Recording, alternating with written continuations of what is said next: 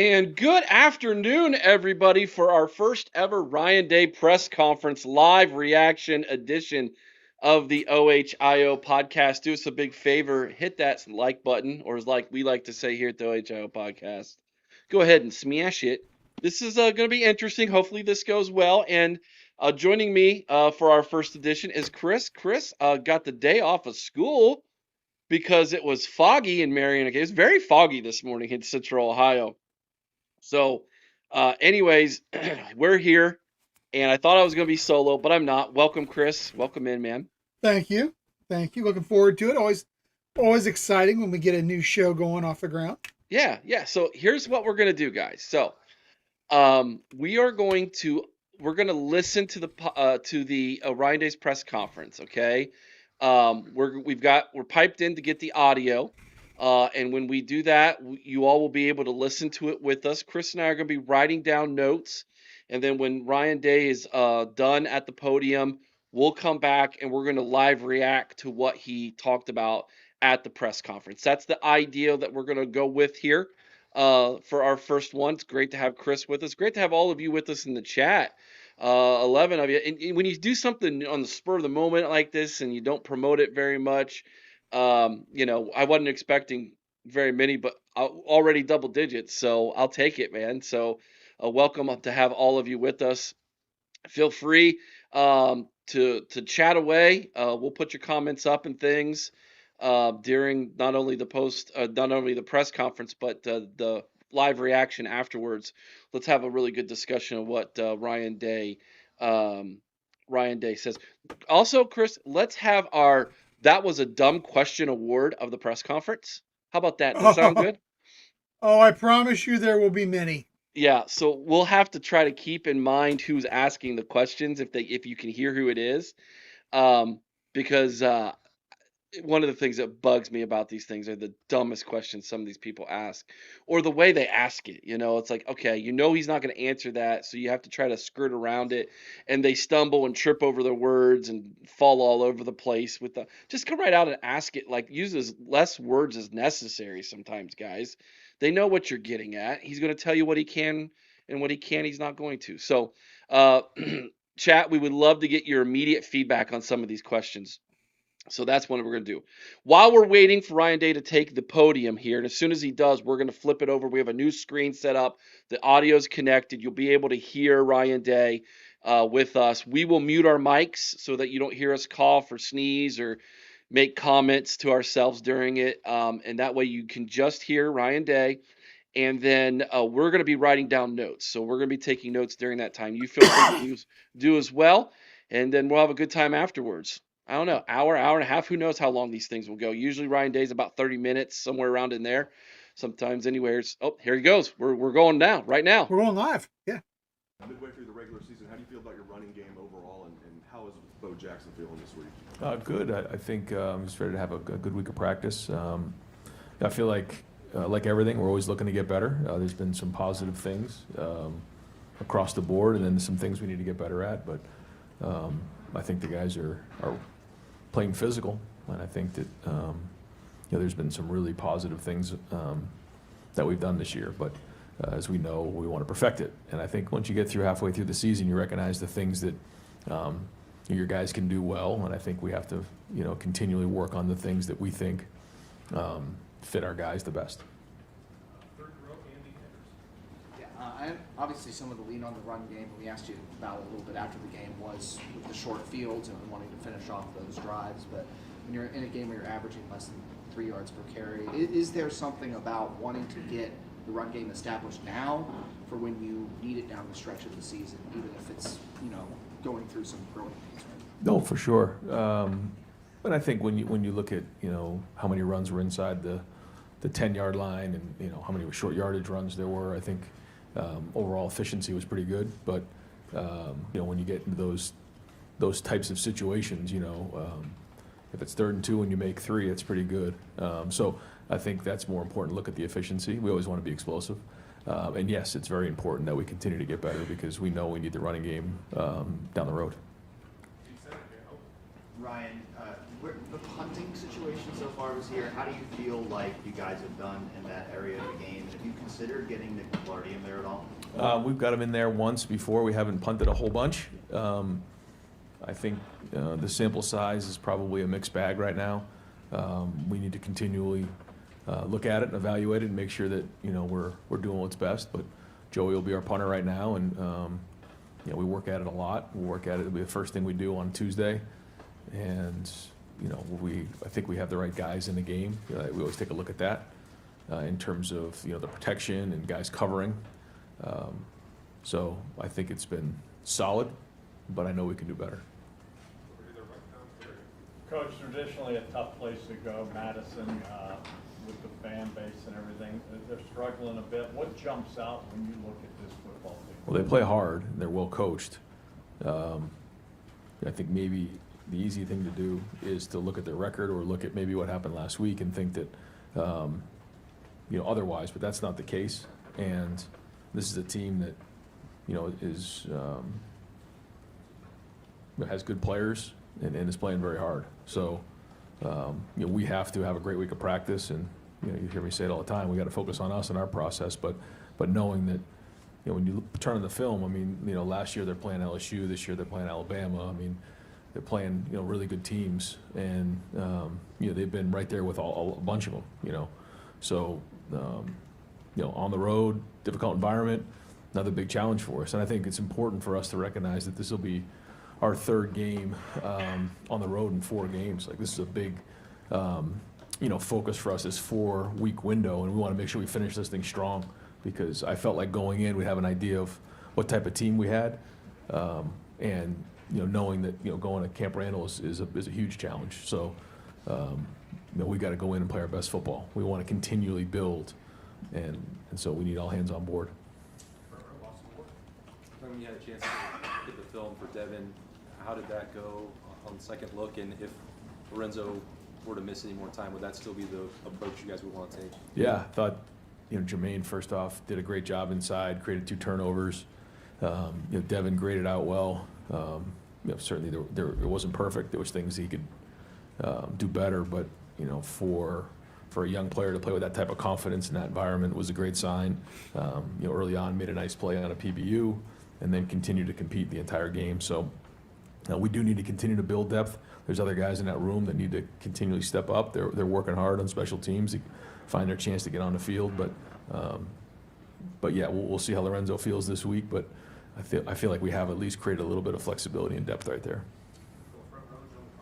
I remember last year you guys talked about how the length of the season sort of influenced the way you guys were pushing tempo and sort of trying to reduce the wear and tear. This year again, you're kind of toward the bottom of the FBS and plays per game, plays per second, a lot of those stats.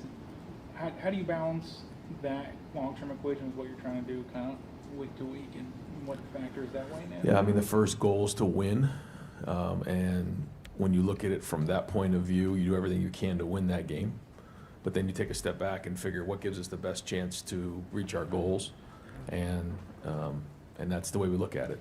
And the idea of quote unquote style points, I guess, was probably a little bit more important before the 12-team playoff. Right now, it's about winning games, and that's what our focus has to be now.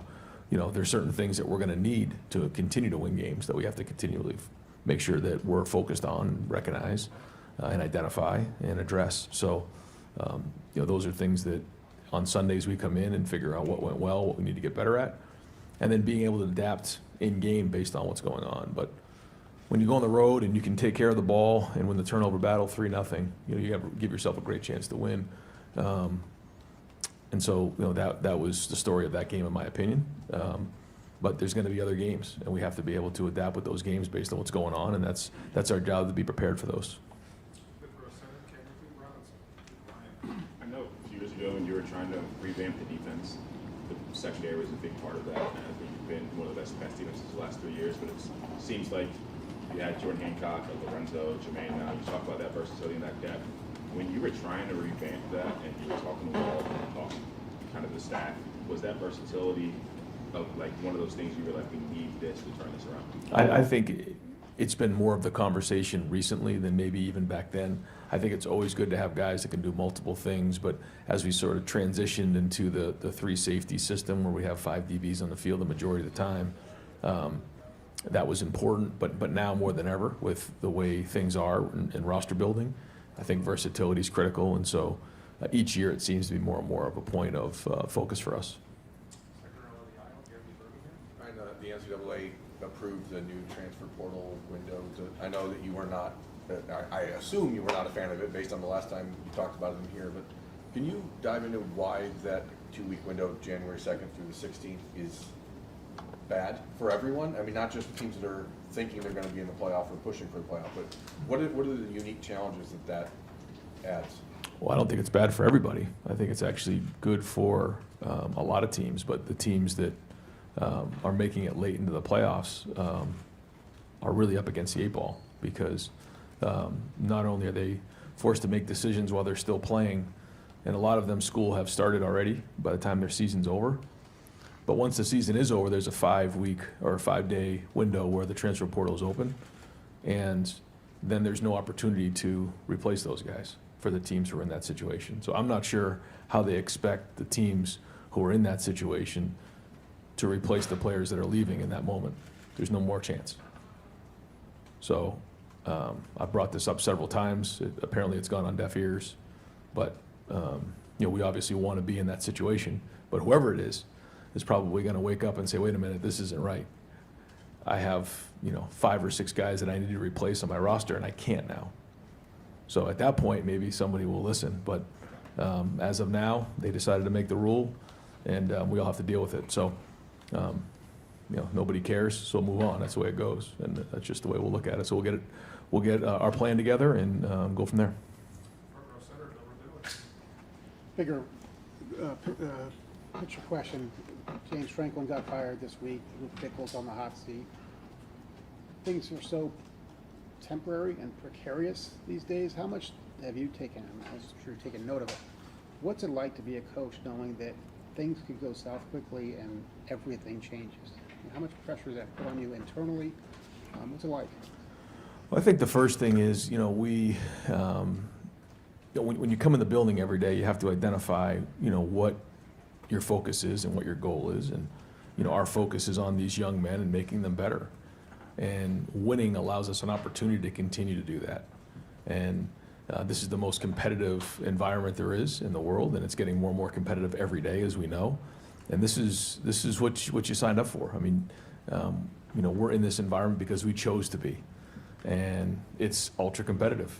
And so you got to bring it every day, and you surround yourself with great people, and you attack every day the best way you can, and that's it. And you can't worry about what happened yesterday. You can't worry about what's going on tomorrow. You just maximize the day, and then you push forward and try to surround yourself with great people. And when the moments are great, you enjoy them. When the moments aren't, you hang in there and you push through, and you figure out a plan moving forward, and then you go from there. And that's it. And I think when you're in the season, you're kind of in the ocean. You're kind of getting banged around a little bit, and you don't really see any land anywhere near, but that's okay. You just keep rowing and keep moving forward. So that's it. And we got another big challenge this week because everybody we play against wants to win. They have good players, they have good coaches, and it's extremely competitive.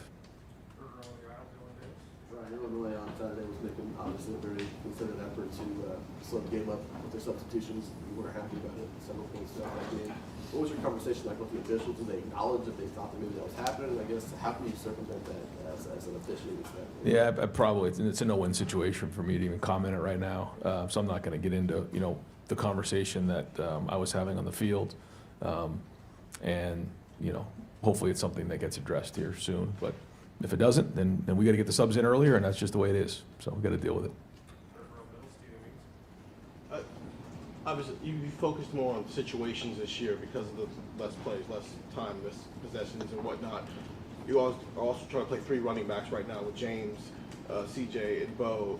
And obviously last year, it worked last year playing multiple running backs, getting those guys to the finish line. But in specific situations, could you just kind of break down what each of those running backs gives to you that would make them right for, I don't know, say a 3rd and 1 situation versus a 2nd and 2? They're trying to figure out which running back is best for those specific situations? Well, I think we all want them to have versatility, because if you're just putting people in to do specific jobs, then you know what happens, right? The defense says, okay, he's only doing this. So we don't want to do that at any position. And so we want them to be able to do all things. We want them to be able to run. We want them to be able to run upfield, short yardage, red zone, protect, run routes. Because once you become a one-trick pony, okay, when he's in the game, it's pass. When he's in the game, it's run. It's between the tackles. It's perimeter. It's those types of things. And so certainly, you can look at each guy and probably recognize their strengths and weaknesses, but we're always trying to, put them in a position to, maximize their strengths. But we also got to build their weaknesses up and limitations so that they can get to that point. And I think when you look last year at our, Quinshawn and Travion, I mean, they had deficiencies that by the end of the season, I felt like you could put both of them in the game and you didn't know what you were getting. And that's the goal with our running backs now. And again, all built differently, but we're looking to get that, versatility across the board so we don't give away anything. I wanted to follow up on Austin's questions earlier, just about Devin and Jermaine. Yep. Even regardless of Lorenzo's status, was there part of the way Jermaine played that intrigues you about playing him inside a bit more, kind of getting him closer to the line of scrimmage of the ball and having him wreak havoc the way he did against Illinois?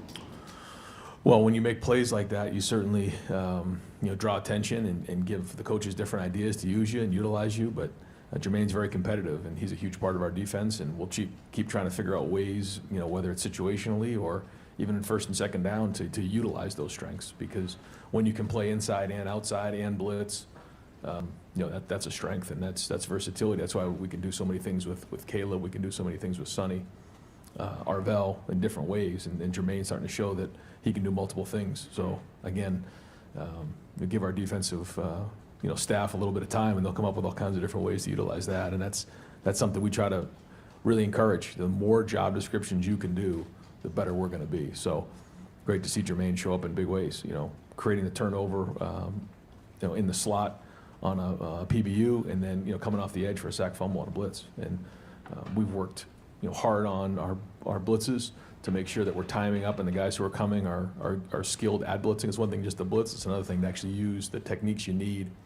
And once you get there, create fumbles, because we've seen it before where guys have come, they're there, and didn't quite make the play. Not sure if maybe Jermaine had one early in the season where one of the guys spun out or whatever it is, but he's gotten better. I feel like we've gotten better at our blitzing, but it's something we're always working on. So Josh Padilla again up on the offensive line. How's he doing through these last Good. two games? Yeah, good. He's graded out, did a nice job. I think he played 14 plays in the game, and so as he continues to grade the way he does, he's a center / guard for us, and when we can do that, again, it's a strength of ours if we have depth, and he's giving us some of that. Even Ian Moore, who jumped in the game when Phil went down the other day. I feel like we do have some guys that are excited to get in the game. They've been working hard in practice, but it's good to see Josh getting some reps. He deserves it. Yeah, you touched on it briefly, Ryan, but when you have 3 road games in 4 weeks like this in the conference, what are some of the off-the-field things that make it difficult to have a stretch like that, and what are some of the things you can benefit from it on the field? Yeah, I don't know if it's difficult as it is. It's just it's a challenge for us. It's exciting. I think there's a lot of positives when you go on the road. I think our guys enjoy being on the road. A little less distractions. Everybody kind of together, hunkered together, kind of a bonding opportunity at the hotel. When you go into the stadium, there's certainly the scarlet and gray up there and the Buckeyes who travel, but you kind of feel like you're on your own, and you kind of gain your identity when you're on your own, just like in life. You go to college, you gain your identity. You go off on a road, and you go to Washington, you go to Illinois, and now we're going to Wisconsin. You gain an identity, and I think it's exciting. I think there's a part of that is even you learn more about your team when you go on the road. So I don't think it's difficult. I just think it's challenged. It's different. It's exciting. And we're excited to have another great environment on Saturday at 3:30, and another opportunity for our guys to grow and be in these type of environments and learn. Because as much as we have grown in the first 6 games, we still have a lot to work on, and these type of environments are great to get us stronger. Yeah, I think Bo and CJ's longest runs each on Saturday came when you guys were in 11 personnel. And I'm just curious, do you think you're getting what you want out of 12 personnel right now in the run game? Yeah, I think so. It's a different. The surfaces are different. When you're in the game with one tight end, two tight ends, and three tight ends, it all brings different things to the table. And then you look at the whole on. When you give something, you get something. When you put 12 in the game, they have to make a decision. Do they go to base or do they go to nickel? And then from there, you kind of build and you go and you try to identify what their plan is. And when you have these multiple groupings in the game, you have to have balance, but also you have to look at it like not just the running game, but like what does the passing game look like? Does that maybe open some things up in different areas? Like we have to decide all of those things. And when you have tight ends who can run routes and when you have receivers that'll block, then it can kind of get gray for them. Is it 11 light? Is it 11 big? Is it, all these different things? And so that's where I think now that we have 6 games of information, we're starting to really identify what our guys do well, and we need to keep focusing on those types of things, putting our guys in a situation to be successful, so that when it all comes down to the end of the season, we're putting guys in the best position to be successful. There's certain things that guys have shown they can do. There's certain things that we've seen that guys maybe can't do, and that we got to stop forcing it. Other things guys got to step up and show us that they can do. So it's this back and forth, but that's the journey of a team. That's the growth of a team that we're working towards. And as long as we keep having great weeks of practice, then that'll give us the chance to keep getting better. Ryan, when you look at in-season recruiting the last 5 or so years with the changes of NIL, how has that changed things for your staff, for guys that you have in your current crop for the next cycle, or guys that maybe become available that you maybe didn't see coming? Yeah, all over it. We have a bye week next week. It'll be a busy week in recruiting. It's starting to get down to that point. I think we're going to have a real busy next couple months. But we're evaluating really heavy right now this class and how things are going. They're the majority of their seasons are kind of on film now, so it gives us a great chance to identify who we feel like is playing at a high level and who we really want to target. Certainly we have our commits and they're doing great, but there's also a bunch of pieces of the puzzle that we're working towards to get onto the team. And then we have to look at retention and then the transfer portal. And so all those things are coming real fast. So it's something we work every day on. We make calls on Monday nights. We meet on Thursday. We make calls on Wednesday nights. The coaches are making calls every single day, but we try to do them as a group, and then meet on it on Thursday. Go through everybody on the board, and then obviously on bye weeks we're on the road trying to see in person how things are going, get our eyes on the situation, get ourselves in the school, get ourselves at games, all of those things to help with the evaluation. Because I think now more than ever, evaluations are critical. Like more than ever. It was important before, but if you brought somebody on your team in the past and maybe it didn't quite work, they moved on. Well, now it's going to cost you a lot of money if you make a mistake. That's just the truth of it all. So I think evaluations are as important now as they've ever been. So we got to do a great job. Ryan, you touched on this a little bit, but as far as Bill's question about just coaching and all those pressures, did you have a reaction finding out that James Franklin was fired in mid-season like that? Well, yeah. To be honest, yeah. James, anytime you're somewhere for as long as he has, he did a lot of great things, and we had a lot of great games against each other. So, yeah, you take a chance to reflect on it all, but he's going to land on his feet, and he's a really good coach. But then, you got to get back to work, and so yeah, that's the world we live in, and yeah, it's something that I think for all of us, we just need to make sure that we focus on what matters to us, and what's at hand. And I said it before, whether it's the negative things or the positive things or things like that, those are all kind of noise out there that we have to just stay focused on. And there's a lot that comes at you, whether you're at a player or as a coach, and our ability to focus and concentrate on what's important is what's critical, and that's what we got to do. Ryan, we talked a lot about the interior defensive line depth in in the preseason.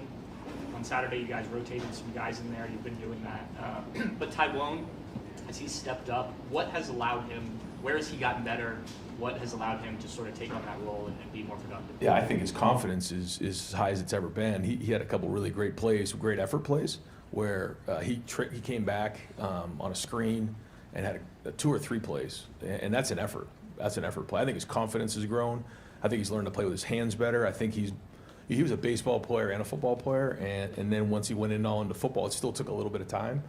But he's thriving right now in this defense. You're seeing a bounce in his step, and he's a big part of what we're doing in our future here. So good to see him really step up. We need to continue to see that. I mean, he's got to keep getting better each week, which he's done, but doesn't necessarily mean it's going to happen. And we need that, because when he's in there with K-Mac and the guys and we're all together, you can see that they're strong inside. And on defense, we got to be built from the inside out. Ryan, when you watch your team and then look at it statistically, for instance, on offense, you guys don't have a ton of explosive plays, but on defense, you don't give up any explosive plays. And then on offense, you're efficient and successful. You're good on third down. And on defense, your defense is second in the country in stopping people on third down. So it feels like offensively, you feel good about, we can be efficient, move the ball down the field, and we're going to challenge opposing offenses to do the same. Can you do that? Is that connected on purpose? Is that coincidental? That's how it played out that way? Because it seems like it's kind of two sides of the same coin. Well, I think you have to look at how other teams are playing us as well. So I think that goes hand in hand. So to answer your question, yes. But also, you know, if a team is going to start playing more man and putting a single safety up there, and you know, challenging us more, you probably would see more explosive plays. You know, if a team is going to say, listen, we're going to, you know, I've heard coaches say in their press conference, we're going to keep it all in front and make you take the short stuff and work the ball all the way down the field. And if that's their plan, that's their plan. And we have to be willing to do that and not let our pride and ego get in the way. And that's why I keep going back to the selfishness. You know, I mean, it's very easy because of how some teams will play us to say, you know, I'm not getting enough touches, I'm not getting enough explosive plays, those types of things. You know, Minnesota challenged us some more, and we were able to create some explosive plays in that game. Now, the question is, when we do get those defenses, are we able to build explosive plays into it?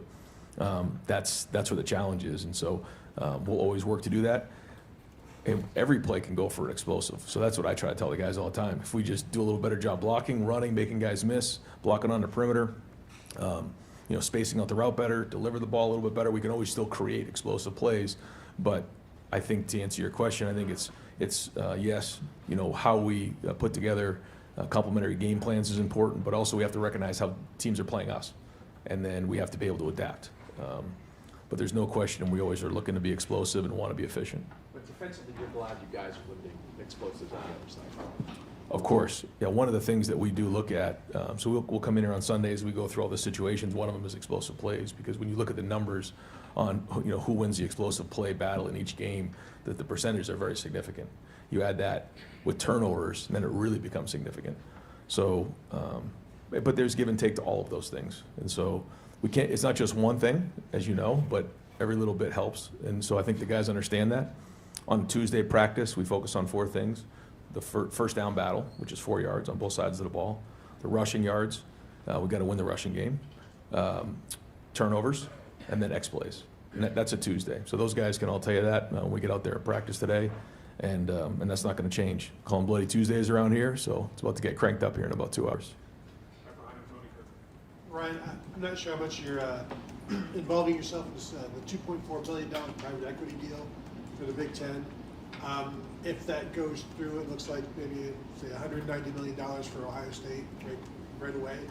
I don't know if head coaches have Amazon wish lists, but for the football program, how would you like to see Ross said we can use that for the next class, the whole thing. We're good. So I was really excited when he told me that. I said, well, we're going to put a good class together. How else would you like to see that used? Yeah, that's up to Ross. You know, he's been great, and you know, every decision that's made is made like kind of like the way we are. You know, we have a short-term focus, but more importantly, we have a long-term focus. And at Ohio State, this is something that has to be stable. You know, we always have to make sure that we're making great decisions for the future as well as right now. We know we have to win right now. Got to win this game right here.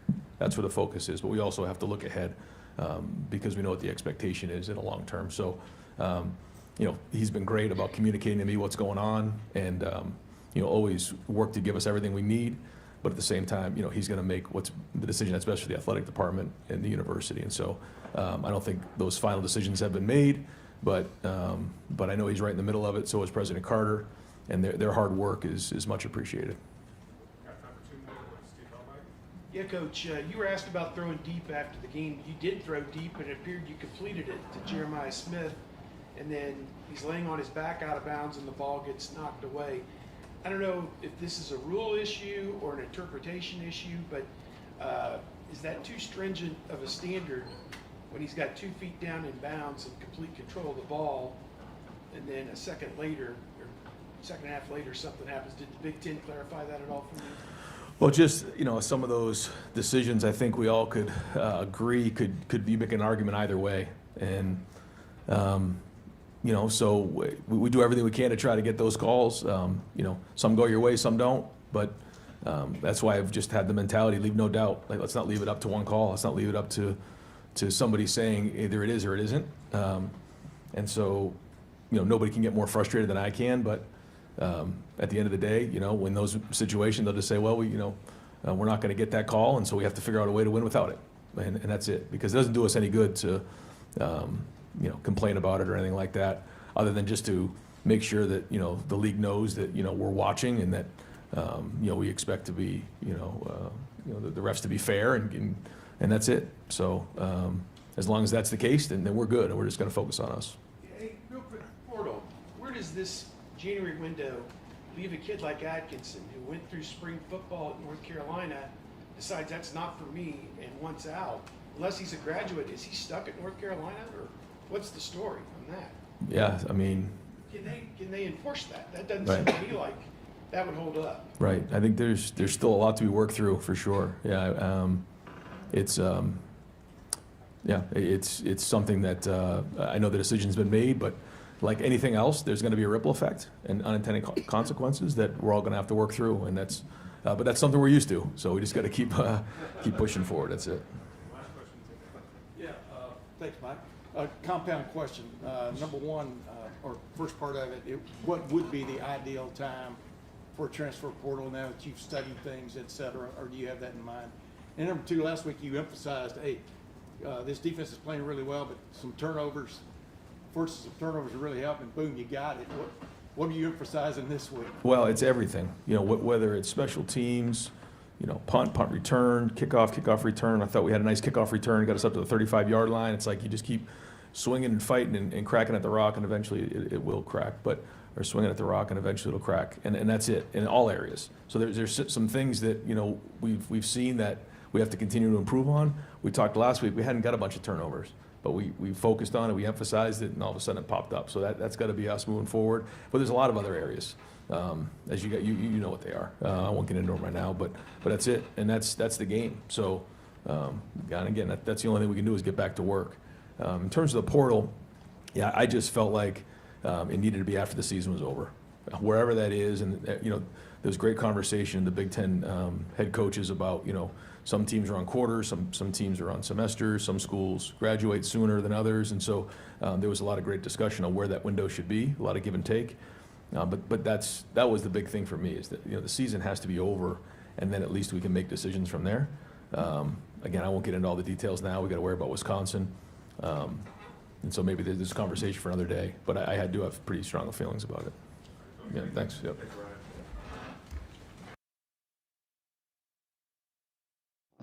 There you have it. I think that went well. I think the way the chat was moving, I thought maybe it could be heard well, So mission accomplished on that. Get your mic back. Oh, okay. So you've got thoughts, huh? There were some. Well, there were some stupid questions. There were some good questions, but there were some stupid questions in there. Of course, there were some nuggets though, and even though one of them was a stupid question, Day dropped a massive nugget in there. I wonder how many people caught it. So let's talk about it. What do you want to do first? You want to do the dumb question of the day? Yeah, let's go with the dumb question or questions of the day. Can I guess which one you're going to pick? Go ahead. It's the first question about James Franklin. Yes. Oh my gosh. He was so afraid to ask that, and he turned it around on Ryan Day. Like, just. Well, here's the thing, Eric. If I am Ryan Day, I have compassion for the guy, but I've been through it. Yes. I've been through a ringer like no one in this sport has ever gone through. Right. And you're wanting me to comment about this. So, but that's what that's what the guy was hinting at, right? So he's bringing up James Franklin, and he turns it around on Ryan to basically say, what's it like being in that situation? Dude, like, just come right out and ask it and be like, you came within, an inch of being like James Franklin is right now. Would you care to comment on that? I mean, that, like, literally, now's not the time and place to ask that question, bro. No. Holy smokes. And I don't know who it was. Like, I'm going to have to go back and listen to catch the name. If someone in the chat knows who asked that question. Dude, credentials, anybody? Like, how'd that guy get them? Who's he work for?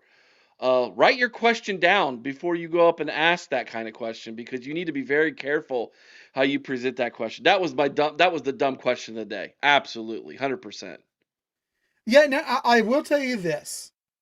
I thought that when it was readdressed the second time, so much better. So much better. Yes, I agree with that. Okay. Can I get to the let's get to the good stuff here. Yeah, let's do it. All right. So, let's start with the players, and then but at the end at the end of this video, guys, we need to address the nugget that Ryan Day just dropped for everybody. Okay. So, Austin Ward comes out and asks about Devin Sanchez and Jermaine Matthews Jr. Very good question. And then later on, there's a follow-up question. I like the follow-up because where it went. Yes, and basically saying, do you view Jermaine playing more of the nickel, essentially, after how well he played? Ryan Day didn't want to reveal that information. I think that there's some discussion going on there. Did Devin Sanchez play well enough to put Lorenzo Styles Jr. off the field? Yes. Especially with Caleb in the mix. Or I think you may see a first and second down situation. What if we may see Jermaine slide over? This might be actually more of the. All right, so Lorenzo Styles Jr. is healthy, comes back, and Iggy's having a bad game. Devin, you're in. So that's another possibility. So I think it's more of a depth question than anything, but very interesting that Ryan Day kind of went there without saying, "Yeah, we're going to go there," essentially. But keep your eye on that as we continue to work into the season here. Yeah, you can't deny. I think that Jermaine has a physical style of play that is very well fit for that spot. And we did see him make things happen. And I think Ryan Day, you could tell by his response, even though he didn't come out and say it, is very much considering all options. Whatever, and he kind of said it when addressing another question, whatever it's going to take to win, basically. Yeah. So I think, he's talked about versatility. He's got it in droves right now. Mm-hmm. You want to address one since I took the first one there? What did you have written down you'd like to address? How about the punting situation? Okay. We talked about it a lot during our game watch. The punting situation is not great at Ohio State right now. But I think Ryan Day made it clear, as rough as it may be with McGuire, McClarty's not the answer, at least not yet. He came out and said it was a mixed bag. That tells me that he's not ready. Yeah. And I don't know if he's going to be ready. I think Did you get the impression when he said it's been a mixed bag that he was talking about punting as a whole in general? Yes. Or McClarty's punting efforts as the backup? I think both. I think he's got concerns about McClarty.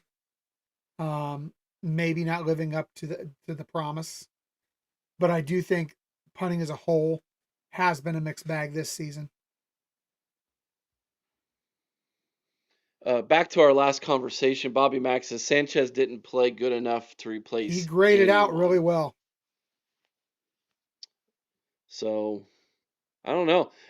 Like I said, let's keep our eye on it. Bobby Mack, you might said Sanchez didn't play well enough, but I don't think that that's necessarily the story. I think the story is how well Jermaine Matthews played. Yeah. That's the story. Like he looked like a difference maker in that nickel, to where now you can put you don't feel like you need to put Caleb Downs down there as much, possibly in the run to stop a running game. And Tyler says, also, it sounds like Day is accepting McGuire's average punting compared to McGlarty's inconsistency. I would agree with that. That's correct. Yeah. I would agree with that. Okay, moving on. I got another one here I want to talk about. Before we get into the good stuff. Josh Padilla got a shout out. I thought that was good. Josh Padilla, big fan of our podcast, by the way. And also, Jeremy Birmingham's question. Talking about the transfer portal window, and Ryan Day's answer. He goes, you know how it's not really good for anyone, and Ryan Day goes, well, it's definitely good for some people. Yeah, I thought that was those people who aren't competing in the playoffs. Yeah, exactly. It's good for those kids who are getting their bag. yeah. And then, but here was one of the nuggets. Okay, here was one of the nuggets. Day said, we will continue to work on our plan. What's the plan? Okay, well, first off, the plan is we're going to be playing into January. Yeah. That's the plan every single year. So Ryan Day basically is submitting to you all, this is going to affect us more than anybody else, because we plan on going deep in the playoffs. So great, awesome. Love the confidence. Love every bit of that answer. But beyond that, what is the plan? That should have been the follow-up question. Obviously, he's not going to give all the details. He's not going to tell you, but yeah. But now that becomes, as a journalist, in your mind, you write that down and you're like, okay, this is something we can follow. This is something we need to look at in the offseason. So right away, as someone who lives and breathes and eats this stuff, I'm already in my mind going, okay, we need to follow very closely what Ohio State does differently this offseason in December and January into February, whatever, compared to what they've done before because of this new transfer window, because that will reveal to us what changes they've made in the plan that is in place now because of only one transfer portal window. Here's my guess. I think it's twofold. And it relates to later what he joked about with Ross Bjork. Number one, I think you're going to see Ohio State start to spend even more in NIL and player retention. Mm-hmm. I think that is going to be a massive way to help try to prevent that from happening. Number two, and this might be something that sorry, that was my phone ringing. This might be something that you can see just by looking at numbers. Do they start to take more people out of the transfer portal to build up bigger numbers and more depth in preparation for who might be leaving? So in other words, are we going to start to take guys who we know probably aren't going to start here, but we need the depth in case we lose depth guys? Most of the time, Ohio State's losing depth pieces, guys who got passed over as starters, right? So you have to replace depth, and obviously you want to replace them with the best available, obviously, but maybe you need to look at it from the aspect of depth pieces too. So maybe you take some of these guys that you're willing to take a flyer on. I think it's also, Eric, this now has to affect something that I think Ryan Day had done very well to this point, which was not spending big money on incoming recruits. I think to some extent we're going to have to see us throw a little more money at recruits based on this. because you're not going to have that opportunity to get the higher caliber kids out of the portal. Oh, and that's gonna be the point I'm gonna end on, because there was a backhanded comment there. Yeah. If y'all caught it, it was done with a tongue in cheek laugh. Ton of levity, but you know what he was saying. Yep. So yeah, we'll get to that in a second. But you're right, Chris. So NIL and recruiting, NIL and retention, player retention, probably going to go up, and be willing to take more, depth pieces. Do you know who this does benefit though, Eric? This benefits those kids who are trying to transfer up from like your MAC schools. Yeah. And things like that. These kids are going to actually now get a shot to play at a big university because you're going to need those depth pieces. I'm talking about like the Logan Georges of the world. Yes. These are the guys who are into 2 to 3 deep. They're offering you, in case of an injury, you've got somebody there who can move up the depth chart. They're helping out on scout team. They're giving your scout team a much better look with someone with experience and ability than a true freshman or a walk-on. That's what I'm talking about here. You're going to have to try to find those pieces, and they need to be high character, good guys, good locker room dudes. But that's harder. That's easy. It's easier said than done. And the other thing is, Eric, do you think now, because there is really no limitation on coaching staffs and things now, do you think we put a couple coaches strictly in place and say, okay, you are dedicated this time of year to the portal window? I don't necessarily know it's coaches as much as it's analysts staff. or just staff. Yeah, yes. like you're going to have more dedicated people that you're going to have to say, you know what, the portal window is your life. Your focus for the next 60 days is that portal window and making sure we win the portal window. Oh yeah, it's an entire department now. Yeah.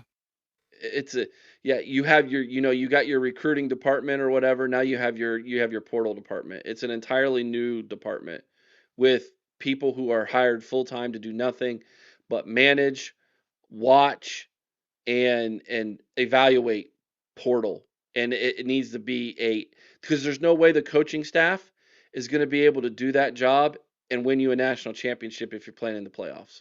Man, Can't I hope be they done. don't come after Vader and Mika, man. We can't afford to lose them. I know, right?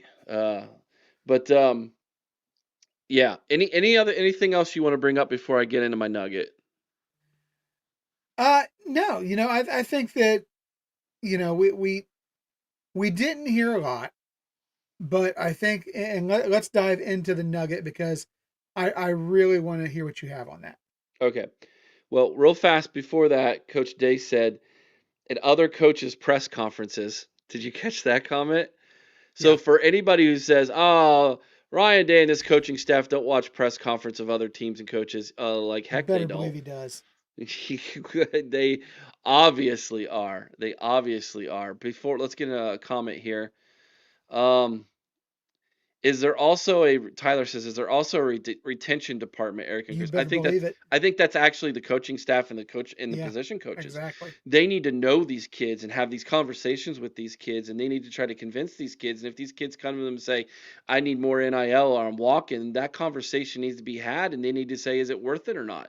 Number one, do we have it? And if where's it coming from? And number two, if we use it here, where does that, one of my favorite sayings, robbing Peter to pay Paul. Where does it come from and what does it affect within the program?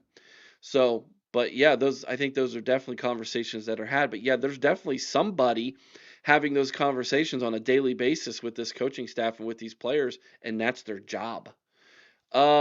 Speaking of jobs, how about and Ryan Day avoided this very well. But I'll tell you, he could have went off on a tangent. How about some clarity from the Big Ten offices? What's a catch? Not he danced around what Brett Bielema was doing with the late player changes. He cannot be happy with the Big Ten offices right now and the Big Ten officials right now. He really can't. Yeah, he burnt. Well, Bert is notorious for that. Oh yeah, he was Dan Lanning before Dan Lanning.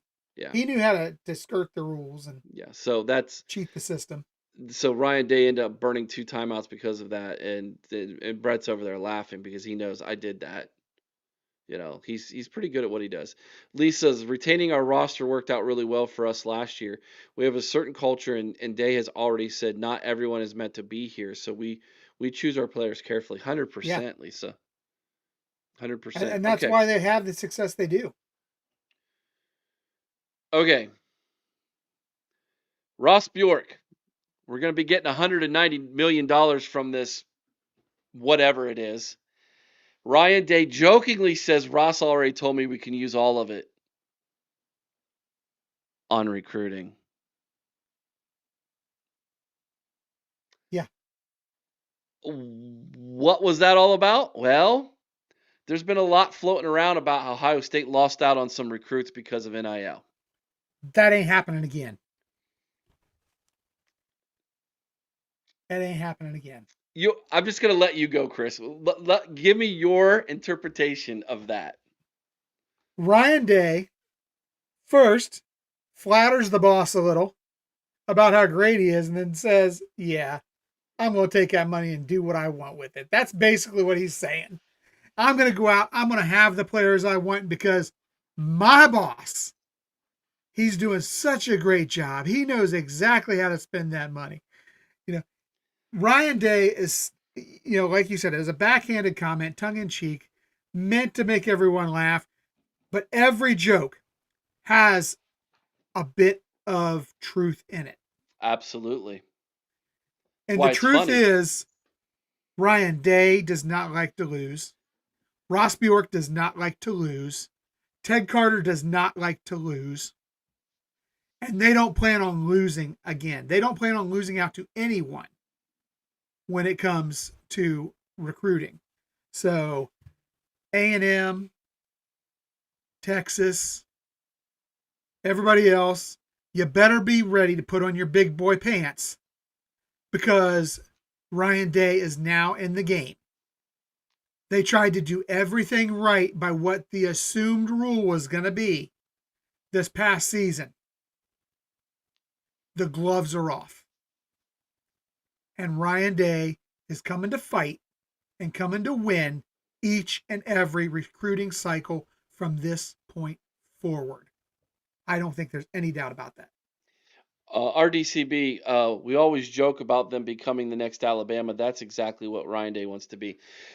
He wants to be better. The joke about this with Ross Bjork is a way to put more pressure on Ross Bjork. Absolutely. Hey, we're the ones here that have sustained and kept this university's athletic department afloat. That money's coming in. It better be coming to this football department. Because this football department is what makes you money. Yeah. So, that's what that comment was about. That was Ryan Day's joking way of putting pressure on Ross Bjork to take that money and put the majority of it onto football, so that Ryan Day and this coaching staff can do in recruiting what they want to do.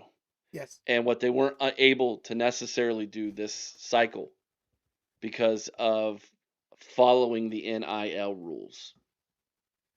Yeah, and I'll tell you, Eric, those rules. What that was. Those rules were a crock. I think we all know those rules were a crock. We knew they wouldn't be able to enforce them. But as always, Ohio State tries to do things the right way. And I respect that. But you know what? I think that there's a part of Ryan Day that says, I'm still going to do things the right way, but I'm going to push it as far as I can at this point. Play by the rules, but when we play by the rules, we're just better than everybody else. That's right. You know, that's kind of the MO of Ryan Day here. Do you think at times Ryan Day gets frustrated by the fact that, and not that we play by the rules, but that we play by the rules, we have the success we do, and so many other teams just don't? I think so. I think that would be frustrating for anybody. I mean, because he's not going to show it because I'll tell you what, this guy's stone cold. He really is. I mean, I love the fact that we're seeing emotion, but this guy can be stone cold at times, just blank faced. He only shows you what he wants you to see. Yeah, he's very guarded with the media lately. Yeah, he's been very guarded with. And I think a lot of that probably had to do with how last season ended, regular season ended. But no, it was. I think that was a very telling comment. It was definitely the nugget of this press conference, man. That tongue in cheek joke that really wasn't a joke. I love it. RDCB, what are your guys' thoughts on the offensive lineman that we flipped yesterday, talking about Landry? Is it Breed? I think is how it's pronounced. Yes. Well, that's a great question, Eric. How can we address that? On Patreon. So over on Patreon, Chris and I are planning. We're going to plan to schedule a recruiting review video. So we'll watch his highlight film. We'll break it down. We'll give him a recruiting score based on our thoughts. This is a kid who's climbing up the recruiting rankings. He's one of these, we call them late bloomers here in Ohio. Yes. They're kids that maybe as underclassmen weren't on anybody's radar, but by the time they got to be upperclassman, now all of a sudden they've developed and they're getting better. He is what's considered a developmental project from the quote unquote experts. But Chris and I are going to take a look at his junior film and we will evaluate it. But Ryan Day talked about it today too. They're reevaluating everybody's senior films now. So they're going back through and they're looking at all these low 3-star kids who got overlooked, passed over, and what kind of seasons are they really having. And maybe there's some diamonds in the rough that we can go in and have, because more times than not, if you follow recruiting, the 3-star kids who really jump early are kids who really flashed late in their high school careers. I just call them late bloomers. They're developers, as maybe they weren't as big or as physical as 14, 15, 16-year-olds, but now that they're 17, 18-year-olds, they've really grown in their bodies and they're just as physical, just as good, just as well developed as these kids who were bigger when they were younger. Let's read a couple comments with this too, and we'll get out of here. RDCB says he already deposited his $20. He'll be there. Awesome, dude. We love it. I love it over at Patreon, man. It is so cool. It's great. It's such a great format. Can't wait to drop my next video over there. The What Drives Me Wild segment, I just absolutely love it. Yeah, you're good at that. It's fun. We're going to have a couple things coming up. Buck Vader has been doing his blogs. Oh, the blog and the Vader reports, man. There's just great. The Vader reports on the message boards. Those are great. So make sure you go check them out as well. Give Vader some love. We've got the recruiting video coming up. Chris might have another video for all of you. That's going to be over there on Patreon. So much happening over on Patreon. It's really worth the $5 to $20. The success of this team, despite having to deal with all these loopholes from other teams and still winning championships, probably frustrates opposing teams more. Yeah, you're probably right, Tyler. Probably does. Hell, it drove one team to create a massive cheating scandal. True. Oh, nice. RDBC. I got paid to sit around and watch this live video today. You simply can't beat that. Beautiful. Me too. Jeff says he was a new member over at Patreon as of yesterday. Great stuff. Vader's unreal. TG is legit. Oh, yeah. TG does the Ohio State NFL, former Buckeyes in the NFL breakdown every week. So, yeah. And I'm looking forward to seeing if she has any information on Joe Burrow. Is there a time frame for her, buddy? Well, unfortunately, Emeka Ibuka got hurt this week. I know. That's very upsetting because I think Emeka was on pace to be Rookie of the Year this season. I think so. Hopefully he gets back soon and he can go out there and win that thing, because I think hands down he was the offensive Rookie of the Year in the NFL. Yeah, I agree. And I'll tell you, we've had a great legacy of that over the last couple decades. Getting those offensive and defensive Rookies of the Year. RDCB. We have 6 games left in the season. Are you guys doing any other meetups outside of the Michigan game? Probably not, to be honest. We're so busy in what we're trying to do and build here right now that it's taking up all of our but time. but watch for the spring. Watch for the spring. Watch for the summer next year. Yeah. Because we are going to be very visual out in public. Very active. We're going to be very active. That's the plan. Crossing our fingers. Speaking of TG, there she is. She's here. She said so did MHJ. So Marvin Harrison Jr. as well got hurt, huh? Boy, my fantasy football team must be doing real great. You know, my fantasy football team's never going to do good because I don't even look at it and check it. That's part of the problem. So, we're not meeting up for Rutgers? Probably not. You know, the thing is, guys, the game watch parties are just such a hit. We can't get away from those. And I'm sure you know that Eric and I, and I think Corey helped you out this last. We've been doing more than one of those game watches here the last couple of weeks. So, yeah, I think the plan moving forward is to do